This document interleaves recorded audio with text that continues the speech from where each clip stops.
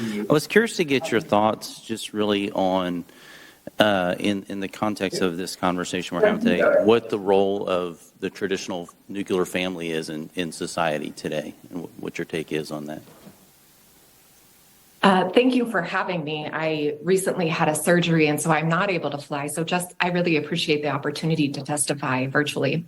What I can tell you is that research shows that young people who are connected with trusted adults, whether it be parents, in fact, just one trusted adult reduces the risk of suicide by 5 times.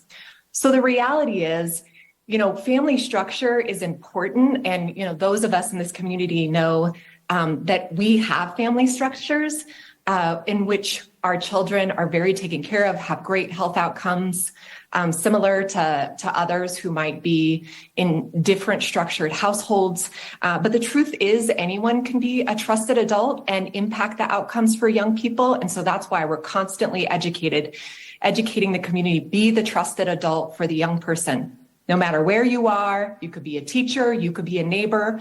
If that young person trusts you, they can come to you with a difficult problem they're facing, and that will reduce their risks. Do you believe that parents have a right to be involved in these sort of discussions with their children in school? So we have I think about 100 parents who participate in our programs to support their young people. And so at Inside Out, we believe that if parents want to show up as a partner in the success of their young people, they're going to have healthier outcomes. So, for example, but do parents have a right to know is my question. Do parents have a right to know what their child is dealing with? For example, if there's a child or a teenager in school who's questioning their identity or those sorts of things, do parents have a right to know and be involved in that discussion? Well, I'd say, it depends. Again, we have young people who show up at our space who are leaving unsafe, abusive homes. And in that case, we have to do everything we can to make sure that young person is safe and protected. We are constantly filing reports of abuse and neglect because of parents I understand the cases it sounds like you're deflecting the question a little bit. I understand cases of abuse. There's laws to protect the abuse. I mean, schools actually are legally obligated to report cases of abuse, same for churches and the like, anyone who deals with young people. But, do parents have a right? Should they be informed about what's going on? Do they have a right to know what's going on in their kids' lives? So I think, again, those of us who are protecting and supporting young people are there and trusted with the information of the things that they are dealing with. In terms of parents' rights to know at schools, here in Colorado, parents don't have the right. If a young person is questioning their gender or their sexuality, there are laws in place that say that they have the right to process that with their trusted counselor and so forth. You do a significant amount of your work with kids even starting at age 13. Yep. What would be the age of consent then in your mind? In our community, the age of consent to mental health therapy is 12 years old. So we have laws that enable young people to connect with trusted adults who can support them.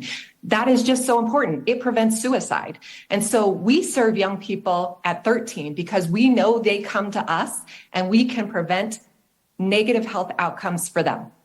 Okay. Lately, we've seen a lot of people in the news coming out detransitioning.